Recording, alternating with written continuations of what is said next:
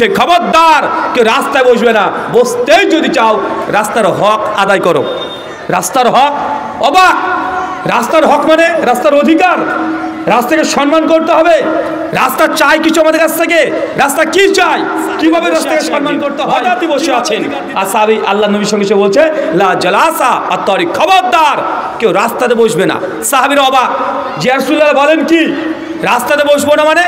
আরে রাস্তায় তো আমাদের চলাচল হয়, রাস্তাতে আমাদের কেনা বেচা লেনদেন সব কিছু রাস্তাতে হয়। আল্লাহ নবী রাস্তায় যদি বসে যদি নিষিদ্ধ হয়ে যায়, হারাম হয়ে যায়, আমাদের জন্য কঠিন হয়ে যাবে। আল্লাহ নবী তখন বলছে খবরদার কেউ রাস্তায় বসবে না, বসতেই যদি চাও রাস্তার হক আদায় করো। রাস্তার হক, অবাক! রাস্তার হক মানে রাস্তার অধিকার, রাস্তাকে সম্মান করতে হবে। রাস্তা চাই কিছু আমাদের কাছ থেকে, রাস্তা কি চাই, কিভাবে রাস্তাকে সম্মান করতে হয়, কিভাবে অধিকার দিতে হয়। সাহাবীরা প্রশ্ন করছে। কমপক্ষে ইমাম বুখারী রাহিমাহুল্লাহ তার আদাউল মুফরাদে 22খানা এই হাদিসের তুরুককে তিনি জমা করেছেন। কমপক্ষে 22খানা তুরুক আছে যে রাস্তার অধিকার প্রসঙ্গে। আপনারা অনেক আলোচনা শুনেছেন, স্বামীর প্রতি স্ত্রীর অধিকার, স্ত্রীর প্রতি স্বামীর অধিকার, আপনার প্রতি প্রতিবেশীর অধিকার, শুনেছি কি শুনি নাই? আল্লাহ নবী বলছে রাস্তার অধিকার। আরে রাস্তা তো জড় পদার্থ, ইট ঢেল পাথর দিয়ে তৈরি হয়, এই রাস্তার আবার কি অধিকার? আলমে তারপর অনেকগুলো কথা বলার পরে তিনি একটা অধিকারের কথা বলছেন। রাস্তার অধিকার হচ্ছে রাস্তাকে সমতল পরিষ্কার পরিচ্ছন্ন রাখা। রাস্তার মধ্যে যদি কোনো নোংরা আবর্জনা উঁচু নিচু যদি থাকে সে রাস্তাকে পরিষ্কার পরিচ্ছন্ন করতে হবে। রাস্তা উঁচু নিচু রাখা যাবে না। ভাঙা যদি থাকে সে রাস্তাকে সমতল করতে হবে। এটা রাস্তার অধিকার। বুঝতে পারলেন না মনে হয়? বুঝতে পারলেন? আপনার এলাকার রাস্তা যদি ভাঙা হয় আর এটা যদি মুসলিম এলাকা হয়, রাস্তার হক আপনি রক্ষা করছেন না। আল্লাহ নবীর ভাষা অনুযায়ী রাস্তাতে চলাচল হাঁটা আপনার জন্য জায়েজ নয়। কেন? আপনি মুসলিম, মানে রাস্তাতে চলবেন তাও নিজের ইচ্ছে মতো না। নবী বলছেন খবরদার কেউ রাস্তায় বসবে না, নিষিদ্ধ। তবে রাস্তায় তারাই বসবে যারা রাস্তার হক রক্ষা করতে পারে। রাস্তার যে অধিকার আছে কোরআন সুন্নাহয়, রাস্তাকে সমতল পরিষ্কার পরিচ্ছন্ন রাখতে হবে। ঝড় হয়েছে, যদি কোনো গাছের ডাল যদি ভেঙে পড়ে যায়, এলাকার যুবক তরুণ যারা আছে 24 ঘন্টার মধ্যে রাস্তার ডালকে আগে কেটে পরিষ্কার পরিচ্ছন্ন করে রাস্তাকে সমতল করে দিতে হবে। কোনো মানুষের জন্য ক্ষতি না হয়। উঁচু নিচু আছে, পাথর আছে, রাস্তাকে পরিষ্কার পরিচ্ছন্ন রাখতে হবে। এটা রাস্তার হক। যদি আদায় না করেন রাস্তায় আপনার বসা জায়েজ নয়। জি, আপনাকে উদ্দেশ্য করে কথা বলি, আপনি রাস্তাতে গরু বাঁধেন, আছে না নাই? রাস্তাতে গরু বাঁধা হয় না? রাস্তাতে গরু বাঁধা না যায় হারাম নয়, তবে রাস্তাতে গরু বেড়েছেন আর রাস্তাতে যদি গরু যদি প্রস্রাব পায়খানা গোবর টবর দিয়ে গোটা এলাকার দুর্গন্ধ করে দেয়, যদি বাড়ির মালিক পরিষ্কার পরিচ্ছন্ন না করে, রাস্তাতে গরু বাঁধাটাও জায়েজ নয়। কত কঠিন মনে হচ্ছে? কিছু করার নয়, এটা ইসলাম, এটা ইসলাম। নচেত রাস্তাতে বসতে পারবেন না। আল্লাহ তারপরে বলছে খবরদার কেউ রাস্তায় বসবে না, বসতে যদি চায় রাস্তার হক রক্ষা করো। রাস্তার হক আল্লাহ নবী কি বলছেন? আল্লাহ নবী বলছেন অচেনা পথিক যদি রাস্তার ঠিকানা জিজ্ঞাসা করে দেয়, যদি গন্তব্য জানতে চায় তাকে ঠিকানা বলে দাও। মানে রাস্তায় আপনি দাঁড়িয়ে আছেন, একজন এসে বলছে যে ভাইজান অমুক বাড়িতে যাব, কিভাবে যাব? আপনি যত বড়ই মহাপুরুষ হন না কেন, আপনার কাজ ফেরত দিয়ে ওই ব্যক্তির গন্তব্য দেখিয়ে দেওয়া, এটা রাস্তার হক। যদি রক্ষা করতে না পারেন রাস্তায় আপনার জন্য বসা জায়েজই নয়। মানে আপনাকে আমি বোঝানোর চেষ্টা করছি যে ইসলাম, আমরা মুসলমান, আমরা বিক্রি হয়ে গেছি। কি হয়ে গেছি কথা বলেন? বিক্রি হয়ে গেছি। নিজের ইচ্ছা মতো রাস্তাতে চলাচল করাও জায়েজ না। নিজের ইচ্ছা মতো বসবেন, এটা করতে পারবেন না। আল্লাহ বলছে রাস্তায় বসো না। রাস্তায় যদি বসতেই হয় রাস্তার হক আদায় করো। রাস্তার হক কি ইয়া রাসূলুল্লাহ? আল্লাহ নবীর সঙ্গে সে বলছেন রাস্তাতে যদি কোনো মানুষের বোঝা ভারী হয়ে যায় তার বোঝাকে হালকা করে দাও। আপনি বুঝলেন না, আপনার ভাষায় বলি ভারী মানে রাস্তাতে যাচ্ছেন, একটা রিক্সা ভ্যান উল্টে পড়ে গেছে, এরকম দেখা যায় কি যায় না? একটা সাইকেলওয়ালা পাটে জোড়া নিয়ে উল্টে পড়ে গেছে, বা মাথা থেকে কোনো জিনিস তুলতে পারছে না। আপনি যত বলে টাই কোট প্যান্ট শার্ট পরে দাঁড়িয়ে থাকেন না কেন, যদি এমন কোনো মানুষ দেখেন, আগে আপনাকে গাড়ি থেকে নেমে হলেও আপনাকে ওই ব্যক্তির বোঝাটাকে মাথায় তুলে দিতে হবে। ভ্যান যদি গর্তে পড়ে যায় ঠেলে রাস্তাতে তুলে দিতে হবে। এটা রাস্তার হক। যদি আদায় না করেন রাস্তা আপনার জন্য বসে জায়েজ নয়। এই দেখেন মুসলমান, আমরা কি বলেন তো ভাইজান? কথা বলেন, আমরা কি? আমরা মুসলিম। মুসলিম মানে কি বুঝলেন? মুসলিম মানে নিজের ইচ্ছা মতো চলা যায় না, নিজের ইচ্ছা মতো পায়ে ধাপ ফেলতে পারবেন না, নিজের ইচ্ছা মতো রাস্তাতে চলতে পারবেন না। সুনান আবু দাউদ কিতাব তাহারাত 26 নম্বর হাদিস, আল্লাহ নবী হঠাৎ করে একদিন বলছে, খবরদার 3টে জায়গাতে প্রস্রাব পায়খানা ফিরবে না। 3টে জায়গায় প্রস্রাব পায়খানা ফেরা যায় না, মানে প্রস্রাব পায়খানা করবেন নিজের ইচ্ছে মতো করা যায় না। চিন্তা করেছেন? মানে প্রস্রাব করবেন, পায়খানা করবেন নিজের ইচ্ছে মতো, আপনি প্রস্রাব করে দিবেন, আপনাকে ইজাজত দেবে না। কেন? আপনি মুসলমান, আপনি বিক্রি হয়ে গেছেন।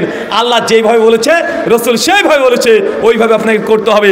শুধু প্রস্রাব পায়খানার নিয়ম কমপক্ষে 20-র ওপরে আছে। চলেন আপনাকে দেখাই। আচ্ছা, বাথরুমে ঢোকার সময় কোন পাকে ঢুকতে হয়? বের হওয়ার সময়?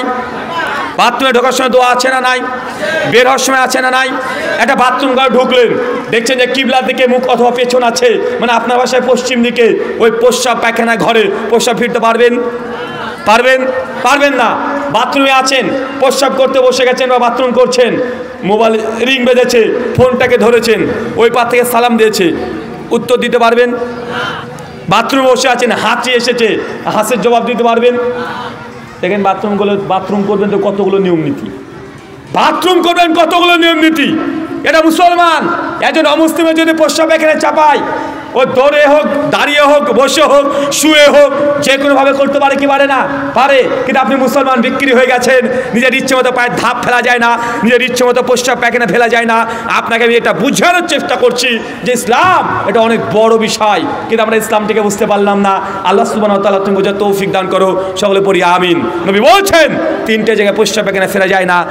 এক, যে জলাশয়ে পুকুর থেকে মানুষ পানি ব্যবহার করে, ওই জলাশয়ে প্রস্রাব পায়খানা ফেলা যায় না। কি বুঝলেন?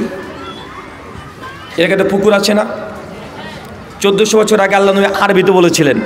ওই কথাগুলো আপনি বাঙালি, আপনাকে বাংলাতে বলছি। নবী বলছেন যেই জলাশয়ে মানুষ পানি ব্যবহার করে, ওই পানিতে প্রস্রাব পায়খানা, কাজ, থুতু, ফোঁটা এগুলো ফেলতে পারবেন না। যেমন এলাকায় পুকুর আছে, মেয়েরা দেখবেন থালা বাসন মাজছে, কেউ গোসল করছে, আছে না নাই? আছে না? এই প্রস্রাব পায়খানা এখানে ফেলতে পারবেন না, করতে পারবেন না। 1400 বছর আগেকার এই নীতি। 2, যে গাছের নিচে মানুষ আশ্রয় নাই। কি বললাম বলেন তো ভাইজান? যে গাছের নিচে মানুষ আশ্রয় নাই, এই গাছের নিচে প্রস্রাব পায়খানা ফিরতে পারবেন না। আর যে সব রাস্তাতে যদি গর্ত থাকে, আগেকার অনেক বেশি পুরাতন গর্ত, ওই গর্তে প্রস্রাব পায়খানা ফিরতে পারবে না। কেন? নবী বলছেন ওই গর্তের মধ্যে তোমাদের ভাই জিন থাকে। এখন আমরা দেখতে পাবো না, এই কথা ঠিক, কিন্তু এই হাদিস সুনান আবু দাউদের 26 নম্বর হাদিস, শেখ আলবানী রাহিমাহুল্লাহ সনদকে হাসান বলেছে, মানে পুরাতন গর্তের মধ্যে প্রস্রাব পায়খানা ফিরতে পারবেন না। এখন বলেন আপনারা কি করেন? আপনারা তো ওই মাঠের যে গাছ আছে ওখানে প্রস্রাব পায়খানা বেশি করেন না ভাইজান? যে পুকুরের মধ্যে মানুষে ব্যবহার করে, ওই পুকুরের মধ্যে প্রস্রাব করবেন তো দূরে কথা, পুকুরের মধ্যে ঢুকে ও গোসলও করছেন, প্রস্রাবও করছেন, আছে না নয়? কথা বলেন। আমি যখন মাঝে মধ্যে বাড়িতে যাই, এই যে বহরমপুর পার করতে গেলে ওই যে রাধাঘাটে ব্রিজ আছে না, ওই রাধাঘাটে ব্রিজ মাঝে মধ্যে পার করতে হয়। আর কলেজের ছাত্রদেরকে দেখি একদম ব্রিজের উপরে দাঁড়িয়ে 8-10 জন প্রস্রাব করছে। নিচে হচ্ছে নদী আছে না ভাইজান? তো ওটা যেমন তেমন প্রস্রাব না, ওরা প্রতিযোগিতা করছে কার স্পিড কত দূরে যায়। এমন মানুষ দেখেন না ভাইজান, স্পিড দিচ্ছে, মানে কারটা কত দূরে যায়, ব্রিজ থেকে প্রস্রাব করছে। আর আল্লাহ নবী বলছেন রাস্তার যতগুলো হক, শুধু রাস্তার হক নিয়ে একটা স্পেশাল আলোচনা করা যেতে পারে। রাস্তাতে যদি কোনো ক্ষতিকর পদার্থ পড়ে থাকে, রাস্তাকে 24 ঘন্টার মধ্যে পরিষ্কার পরিচ্ছন্ন করে ফেলতে হবে। কিন্তু আপনার সমস্যা হচ্ছে এটাই যে আপনার সঙ্গে কারো একটা ঝামেলা হয়েছে, আপনার প্রতিবেশীর ঝামেলা হয়েছে, আপনি বড় বেটাকে বলছেন এই রাস্তাটা ঘিরে দে তো, দেখি তুই কোন দিক দিয়ে যাস। ভাই এমন আছে না নাই? একটু 19-20 হলেই আপনি রেগে গিয়ে বলছেন যে তুই আমার বাড়ির সামনে যে যাবি না, আপনি বাড়ির সামনে ঘিরে দিচ্ছেন। মনে রাখবেন, জমি যদি আপনারও হয় আর মানুষের চলাচলের রাস্তা যদি আপনি বন্ধ করে দেন, যদি বন্ধ করে দেন, কিয়ামতের মাঠে রাস্তার হক রক্ষা না করার কারণে রাস্তা আপনার বিরুদ্ধে সাক্ষী দেবে। আপনি সাবধান, সতর্ক থাকেন। শেখ সালেহ আল উসাইমিন রাহিমাহুল্লাহ তার ফতোয়া নূর আলা দারার মধ্যে পরিষ্কারভাবে বলছেন যে একজন ব্যক্তি এই মাসালা ভালো করে বুঝে নেন, তাহলে আপনি অধিকাংশ মাসালা বুঝে নেবেন। আপনার জমি, আপনার, এটা হচ্ছে বাড়ি, এটা আপনার জমি, এটা বাড়ি। আর এই মাঠটা দেখছেন, এটা ফাঁকা জায়গা, এই জমিটা আপনার। কিন্তু এই জমিটা আপনার প্রয়োজন হয় না, আপনি ব্যবহার করেন না, কিন্তু এই জমিটা আপনার এলাকার গ্রামবাসী তারা ব্যবহার করে। যেন আজকে ধরেন এই আলোচনা সভা হচ্ছে, কোনো মানুষের বিয়ে হলে তার বিয়ের প্যান্ডেল করছে, ছেলেরা খেলাধুলা করছে, কুরবানির সময় মাংস কাটার জন্য ব্যবহার করা হচ্ছে, কেউ এসে পাঠের জড়াগুলো রেখে দিচ্ছে। ভাই এমন হয় কি হয় না? কথা বলেন। শেখ সালেহ আল উসাইমিন রাহিমাহুল্লাহ বলছেন যে আপনার জমি, কিন্তু যে জমি আপনার ব্যবহার হয় না, কিন্তু প্রতিবেশীরা ব্যবহার করে, কিন্তু আপনি রাগে হিংসাতে আমার জমি কেন প্যান্ডেল করবে, আমার জমি কেন তারা পাট এখানে মেলে নেবে, বা এমন আছে না নাই কথা বলেন? আপনার জমি, তারপরেও যদি আপনি এই জমি যদি ঘিরে দেন, আপনার জরুরত নেই, মানুষ উপকৃত হচ্ছে, তারপরে হিংসা করে নিজের জমিও যদি ঘিরে দেন, রাস্তার হক রক্ষা না করার কারণে কিয়ামতের মাঠে আপনাকে জিজ্ঞাসিত হতে হবে। মনে কথা কঠিন মনে হচ্ছে নাকি? কিন্তু ভাই কি করবেন? এটা ইসলাম, এটা ইসলাম।